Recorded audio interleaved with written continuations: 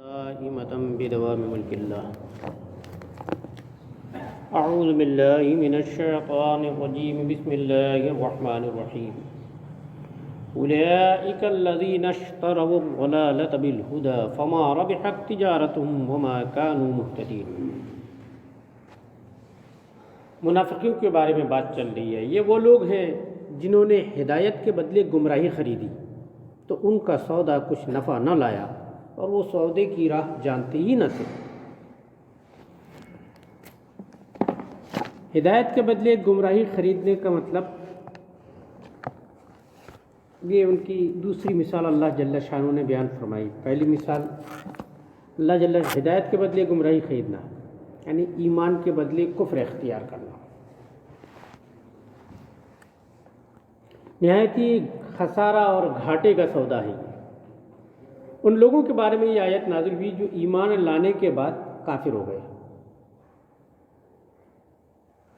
یا ان لوگوں کے بارے میں یہودی جو حضور کی تشریف آوری سے پہلے کافروں کے ساتھ جب ان کا کوئی جنگ کا معاملہ پیش آتا تو وہ دعا مانگتے ہیں، اللہ جو تو آخری نبی بھیجنے والا ہے ان کے طفیل میں ہم کو فتح عطا فرما. اور جب وہ آخری نبی تشریف لائے تو چونکہ انہوں نے یہ من بنا رکھا تھا کہ ہمارے خاندان میں پیدا ہوں، اب وہ آخری نبی دوسرے پہ پیدا ہو گئے، انکار کر گئے، اب نہیں مانے. تو ہدایت تو تھی موسیٰ علیہ السلام کی شریعت کے ذریعہ، تورات شریف کے ذریعہ ان کو یہ بات معلوم تھی کہ آخری نبی تشریف لانے والے ہیں. اور مدینے کے نواح میں جو بنو قریظہ اور بنو نذیر یہودیوں کا قبیلہ بسا ہوا تھا وہ اسی امید پر بسا تھا کہ آخری نبی تشریف لائیں گے، اسی شہر میں ہجرت کر کے آئیں گے. مگر جب حضور تشریف لائے تو چونکہ وہ یہودیوں میں سے نہیں پیدا ہوئے تو انکار کر گئے. وہ یہ من بنا کے بیٹھے تھے. اس لیے یہ کبھی بھی طے نہیں کر لینا چاہیے کہ اللہ کا فیصلہ اللہ کرے گا، ہے نا. یہ طے نہیں کر لینا چاہیے کہ ہم ہی کو مل جائے گا یا ہم جیسا سوچتے ہیں ویسا ہو جائے گا. ہمارا سوچنا کوئی معنی نہیں رکھتا. اصل معاملہ ہے اللہ کے حکم کا. وہ جو حکم فرمائے، جو مرضی ہو. اصل میں اس کے پیچھے کا معاملہ ایسا تھا کہ یہودیوں کے پاس کچھ علامتیں بھی تھیں آخری نبی کے. ان میں سے ایک سب سے بڑی علامت جو تھی تابوت سکینہ یہودیوں کے پاس تھا. ایک تابوت تھا، اس میں موسیٰ علیہ السلام کا عصا، داؤد علیہ السلام کے کچھ زرہیں، زنجیر اور کچھ انبیاء کرام کے تبرکات تھے. جب کہیں کسی قوم سے جنگ لڑنے جاتے تھے تو تابوت سکینہ کو یہ ساتھ میں لے جاتے تھے، اس کی برکت سے دعا مانگتے اور فتح حاصل کرتے. یوں یہودی قوم کو دنیا سے ختم کوئی نہیں کر سکا. ورنہ ایک زمانے میں بخت نصر اٹھا تھا، جیسے ہٹلر بعد میں اٹھا یہودیوں کو مارنے کے لیے، ایک زمانے میں بخت نصر بھی اٹھا تھا یہودیوں کو ختم کر دوں گا، مگر نہیں ختم کر سکا. بخت نصر بادشاہ نے لاکھوں کی تعداد میں یہودیوں کو مارا مگر ختم نہیں کر سکا، کیونکہ آخر میں انہوں نے پھر اسی تابوت کا سہارا لیا. اس سے یہ بات سمجھ میں آتی ہے کہ بزرگان دین کے تبرک سے برکت حاصل ہوتی ہے. اس تابوت سے سہارا لیا، دعا مانگے اور اللہ نے ان کو فتح عطا فرمائی، جان بچی بیچاروں. ان کو یہ علامت بتائی گئی تھی کہ اب آخری نبی صلی اللہ تعالی علیہ وسلم، آخری نبی تشریف لائیں گے تو یہ تابوت سکینہ از خود غائب ہو جائے گا، یہ اٹھا لیا جائے گا. یہ علامت دی گئی تھی. اتفاق سے جس دن ہمارے آقا صلی اللہ تعالی علیہ وسلم مکہ مکرمہ میں جلوہ گر ہوئے، حضرت عبداللہ کے گھر تابوت سکینہ غائب ہو گیا. اس زمانے میں تابوت سکینہ بیت المقدس کے پاس ایک گاؤں کا نام ہے اقرا گاؤں میں رکھا ہوا تھا. یہ الف قاف اور الف والا اقرا نہیں ہے، عین کاف را اور ہا والا اقرا ہے. یہ اقرا ایک بت کا نام تھا، اس کے نام پہ ہے وہ گاؤں کا نام. تو وہ رکھا تھا، اچانک وہ غائب ہو گیا. یہودیوں کا سب سے بڑا راہب اس کی رہنمائی کرتا تھا. وہ جب صبح اٹھا اس کو تابوت نظر نہیں آیا. بات تو پتہ تھی کہ جس دن آخری نبی پیدا ہوں گے یہ غائب ہو جائے گا.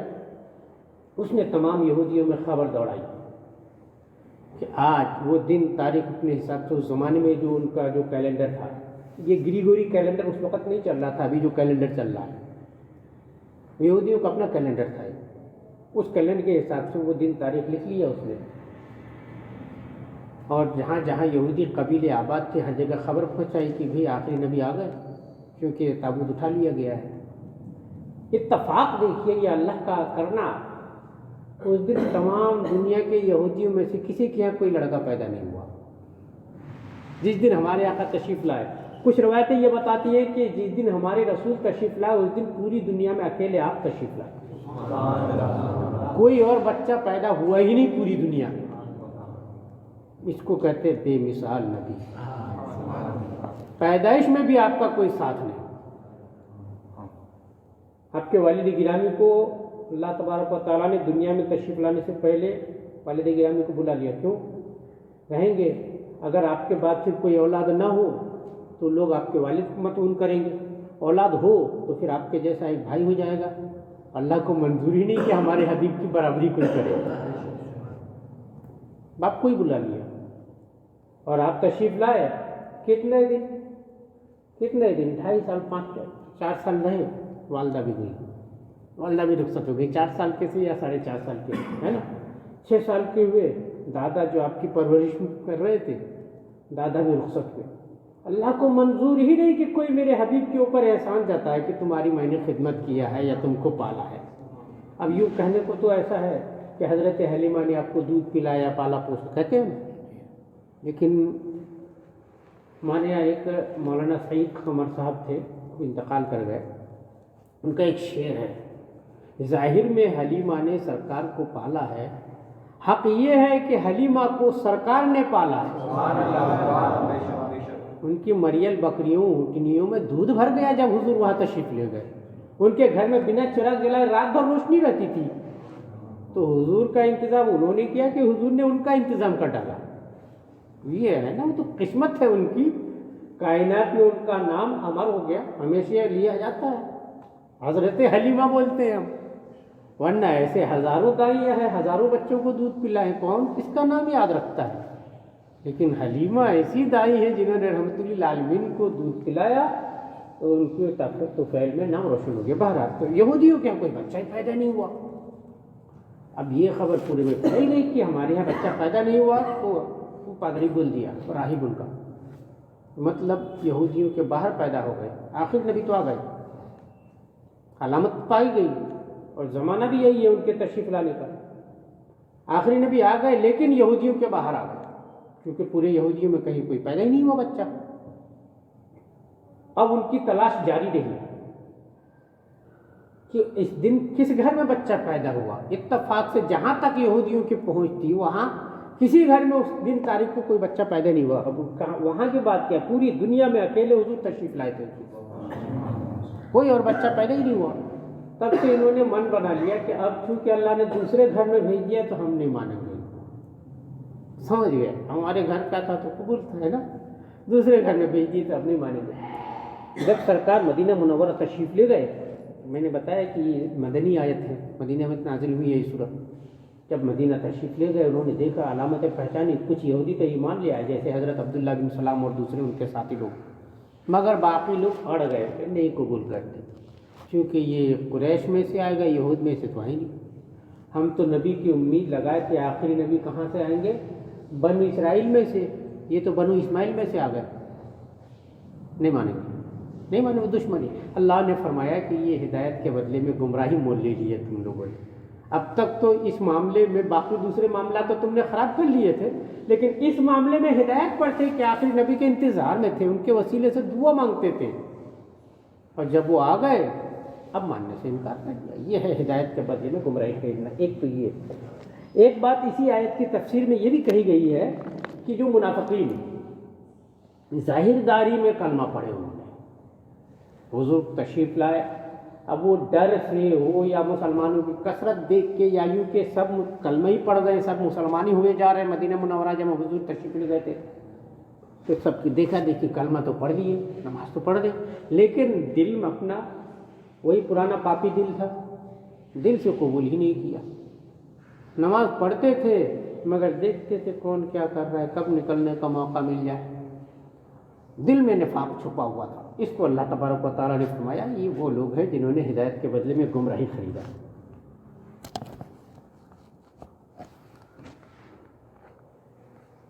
یا اس آیت کی تفسیر میں یہ بھی بات کہی گئی ہے کہ تمام کفار کے بارے میں یہ آیت نازل ہوئی کہ اللہ تعالیٰ نے انہیں فطرت سلیمہ عطا فرمائی، حق کے دلیلیں روشن کی، ہدایت کی راہیں کھول دی، لیکن انہوں نے عقل و انصاف سے کام نہ لیا اور گمراہی اختیار کری۔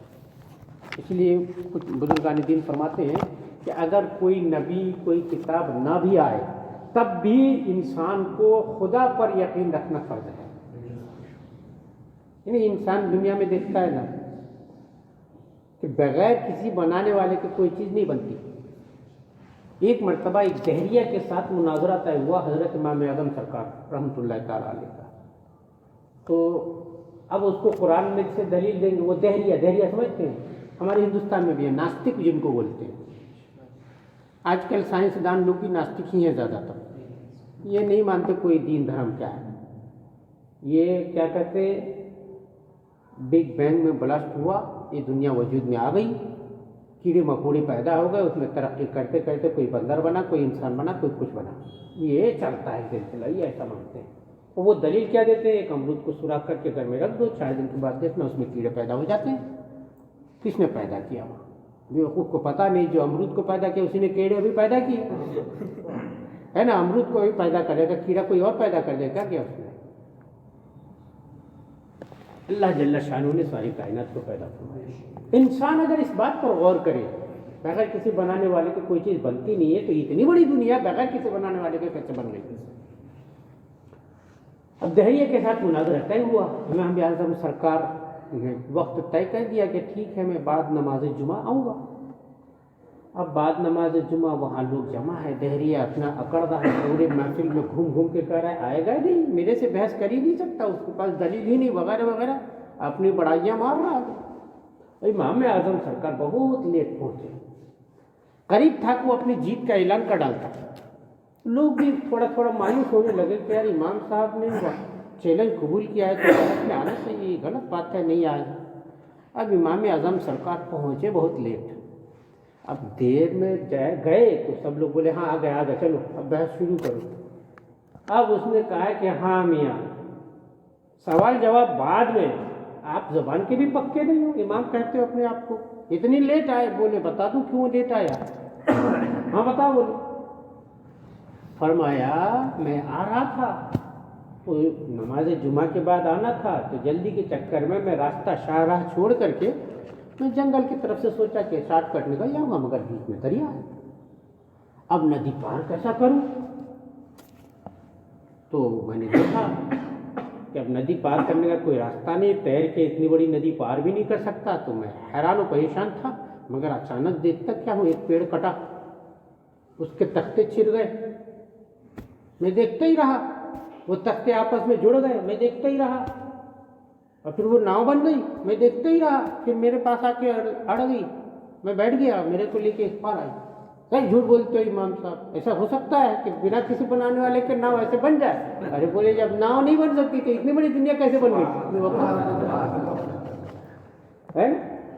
بغیر بنانے والے کے ایک پیڑ نہیں کر سکتا، ایک ناؤ نہیں بن سکتی، تو اتنی بڑی دنیا بغیر بنانے والے کے کیسے بن گئی؟ دہریہ چپ، اب اس کے پاس کوئی دلیل نہیں۔ اب اس کو اگر بولتے قرآن میں ہے، اس کو بولتے حدیث میں ہے، تو وہ تو مانتا ہی نہیں، ناستک ہے وہ، نہ وہ قرآن مانتا نہ وہ حدیث مانتا ہے۔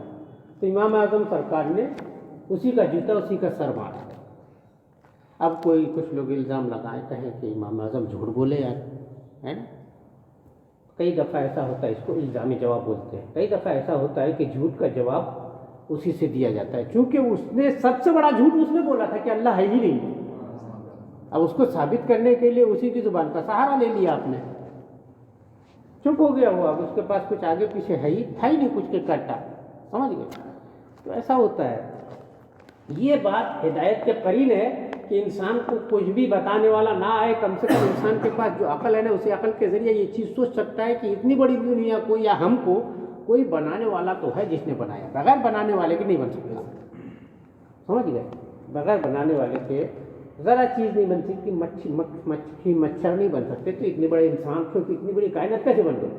تو اتنی عقل تو تھی، مگر انہوں نے اللہ رسول کا انکار کرنے کی ضد میں اس ہدایت کو بھی کھو دیا اور گمراہی خرید لی کہ ہم تو مانیں گے ہی نہیں، ہے نا۔ بڑی محنت کر رہے ہیں اس کے چکر میں، جیسے ناستک لوگ، سائنسدان لوگ یہ محنت کر رہے ہیں، کسی طرح یہ بات پتہ چل جائے، ہے نا، کہ کوئی ایسا ثبوت مل جائے، بنانے والا کوئی نہیں ہے، بغیر بنانے والے کی زمین بن گئی ہے۔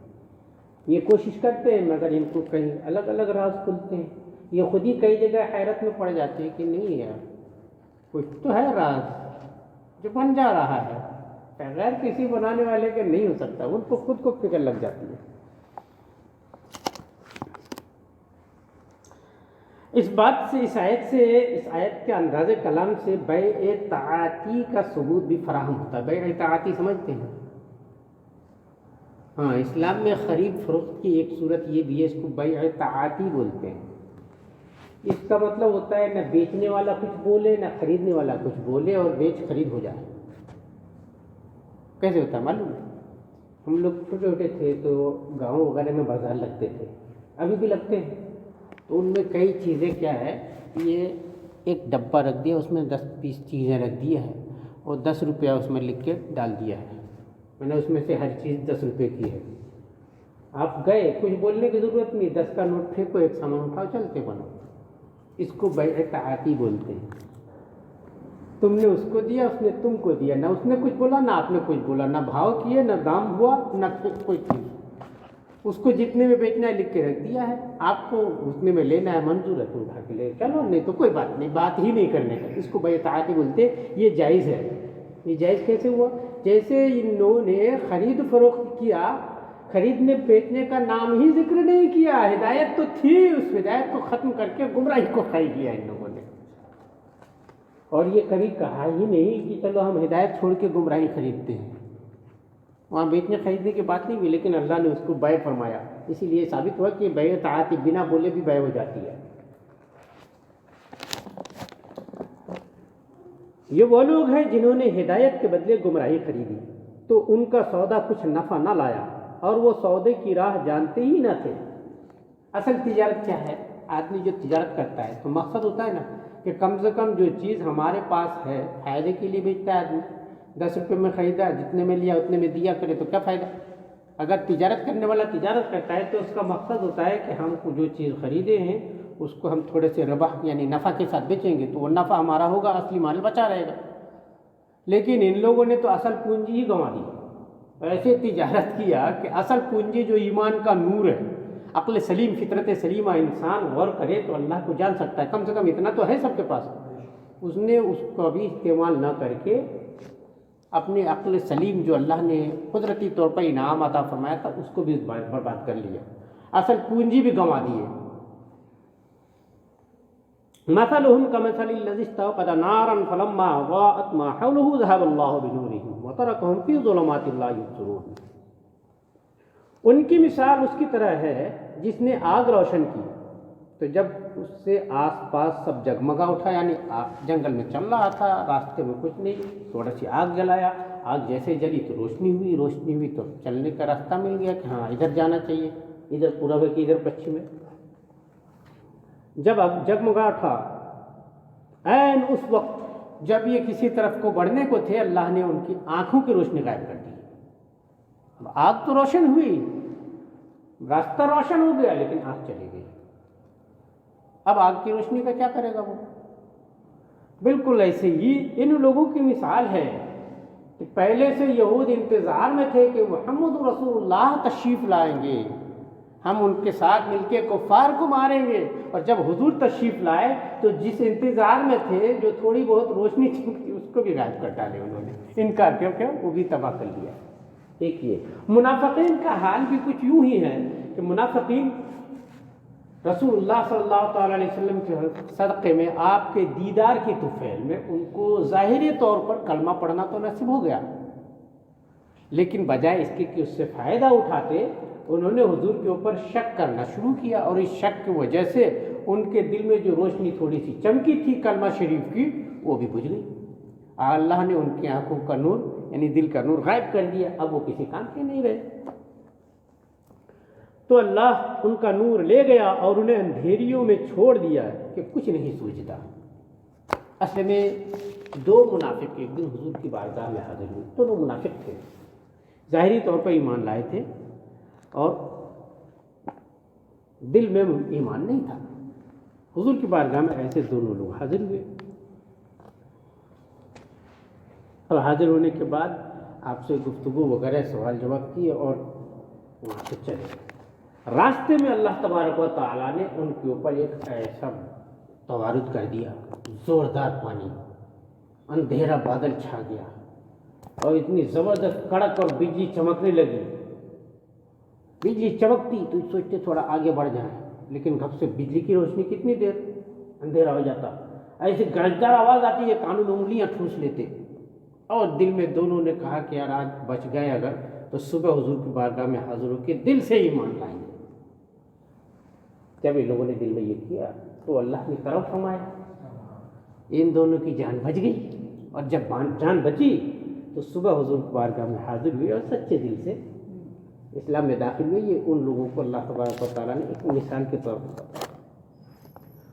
وہ لوگ جو اندھیریوں میں کچھ نہیں سوچتا، اللہ نے جن کو ایسا کر کے چھوڑ دیا، وہ ان لوگوں کی مثال ہے کہ ایمان لائے، یعنی نور ایمان ان کے سینے میں چمکا، اور اس کے بعد انہوں نے رسول کے اوپر یا اللہ کے اوپر یا کسی تعلیم دین کے اوپر شک کیا تو اللہ نے ان کا نور چھین لیا۔ اب وہ شک کے وادی میں ایسا حیران پڑے ہیں کہ اب ان کا دیکھنا نہ دیکھنا، سننا نہ سننا سب برابر ہو گیا۔ تو ایسے لوگوں کو اللہ فرما رہا ہے وہ بہرے، گونگے، اندھے، تو پھر واپس نہیں آنے والے ہیں، وہ ایسے ہو جاتے ہیں وہ لوگ۔ آج بھی کچھ لوگ جو منافقین کی ایک صفت یہ بھی ہے، یوں تو کہنے کو کلمہ پڑھنے والے، یوں تو کہنے کو نمازی ہیں، روزے دار ہیں، تمام چیزیں وہ دعوے رکھتے ہیں اور اپنے حساب سے وہ کرتے بھی ہیں، لیکن سوال یہ ہے کہ نماز نام کس چیز کا ہے؟ نماز اللہ کی فرما برداری کیسی؟ طریقے رسول کے مطابق۔ جب انسان رسول کے طریقے کے مطابق کرے گا تو رسول کی یاد آئے گی نہیں آئے گی؟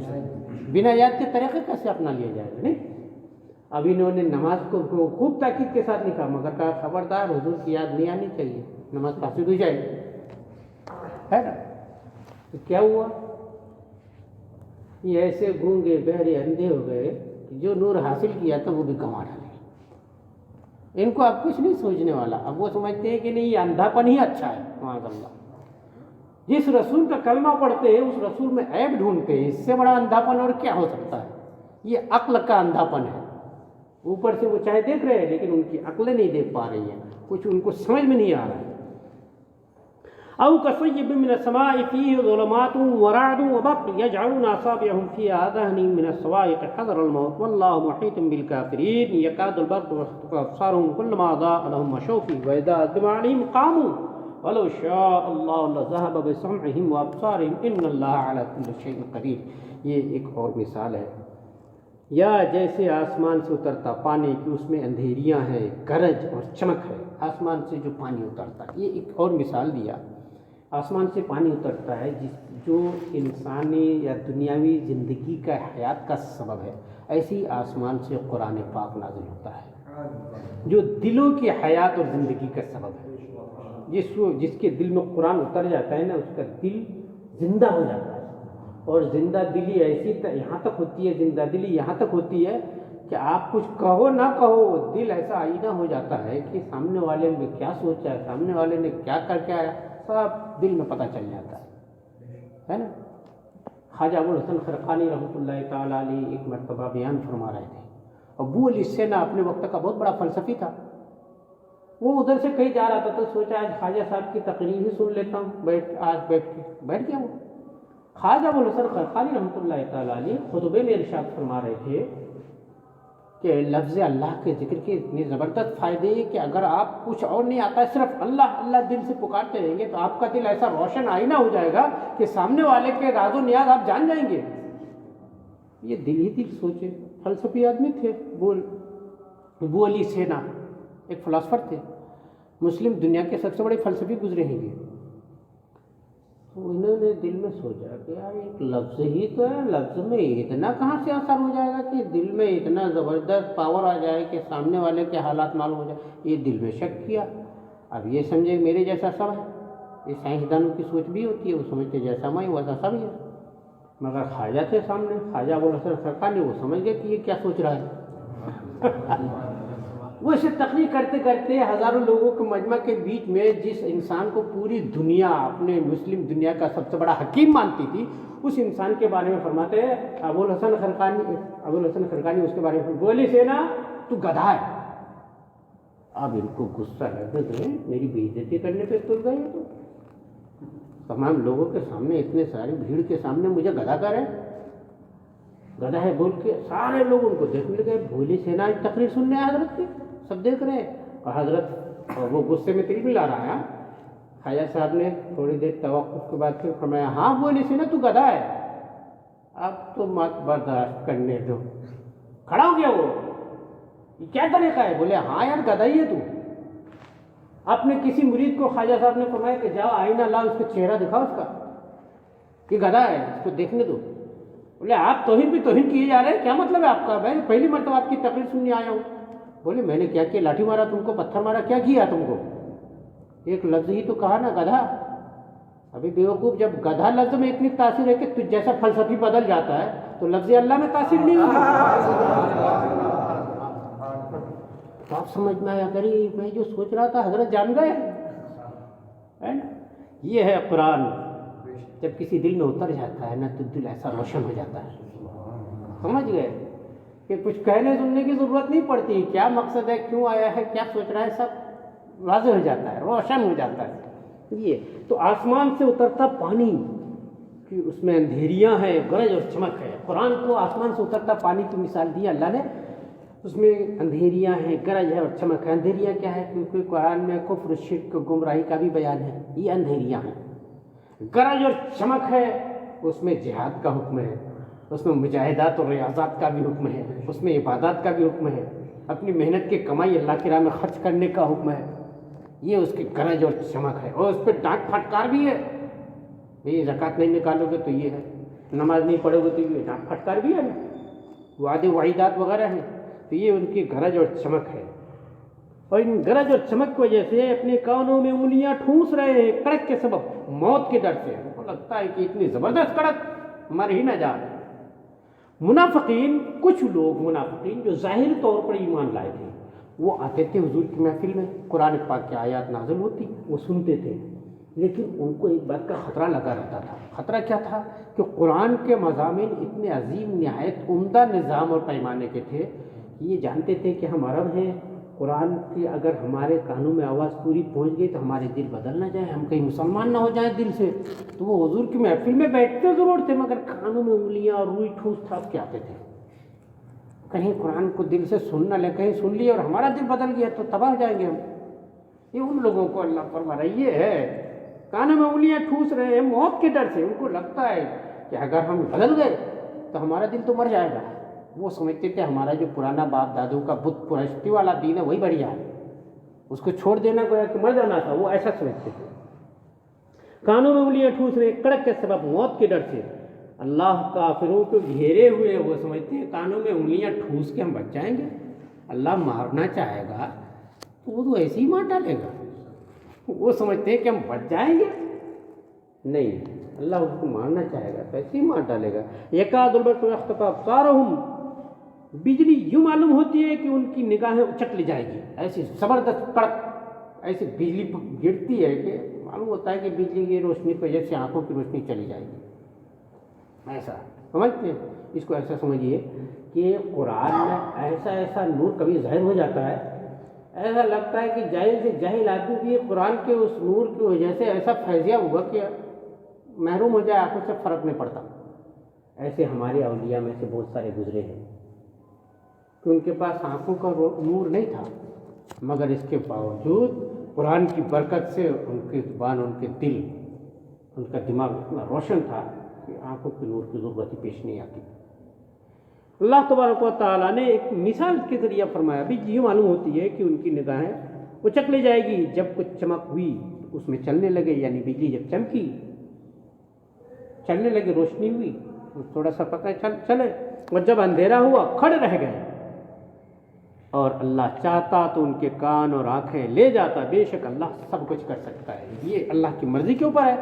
یہ سمجھتے ہیں کہ ہم کانوں میں انگلیاں ٹھوس کے آنکھ بند کر کے بچ جائیں گے، اللہ چاہے تو ویسے بھی ظاہر کر دے، لیکن اللہ یہ نہیں چاہتا، اللہ چاہتا ہے کہ ہدایت پاؤ، اور اس کے لیے قرآن جیسا بارش رحمت برساتا ہے، اس میں کڑک بجلیاں دیتا ہے نا، گرج اور قحطہ بجلیاں برساتا ہے، چمک روشنی کرتا ہے، اس میں ہدایت کی روشنی ایسی چمکتی ہے تاکہ ایمان لے آئے اور سمجھ میں آئے، مگر یہ اس ایمان سے بچنے کے لیے کانوں میں انگلیاں ٹھوس رہے ہیں، اپنے آپ کو بچانے کی کوشش کر رہے ہیں، اور اپنے حساب سے وہ سمجھتے ہیں کہ ہم بچ جائیں گے۔ اللہ فرما رہا ہے تم اگر بچنا چاہو نہیں بچ سکتے، اگر ہم چاہیں کہ تمہارے آنکھوں کی روشنی لے جائیں، ہم تمہارے کانوں کو ختم کر دیں، تم کو مار ڈالے، کیا مجال ہے تمہاری؟ اللہ کچھ بھی کر سکتا ہے، اللہ سب کچھ کر سکتا ہے، اللہ جل شانہ نے صاف صریح طور پر فرما دیا۔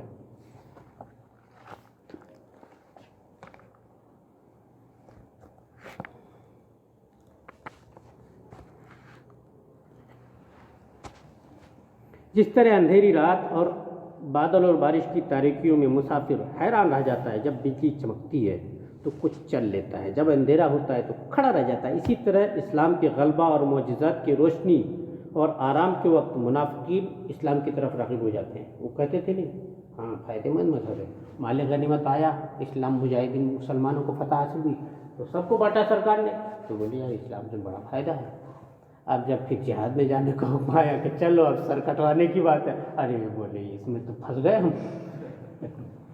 کیا، اب کانوں میں انگلیاں ٹھوسنے لگ گئے، اب جانا نہیں ہے، جان کی باری ہے، کہیں مر گئے تو مال کے لیے ایمان لائے تھے۔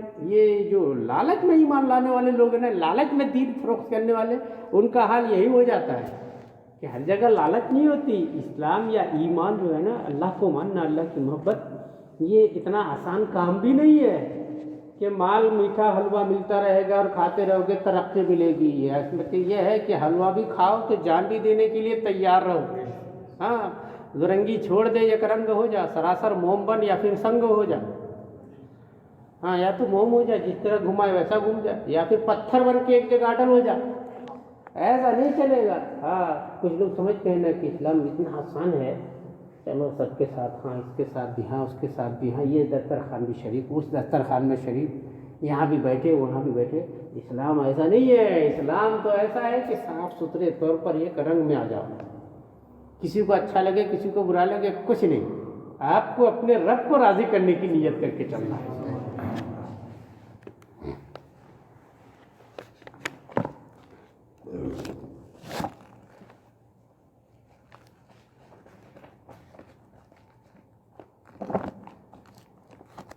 اب کل سے یہ منافقین کی بات ختم ہوئی، کل سے انشاءاللہ تعالی خالص مومنین کے احکام نازل ہوں گے۔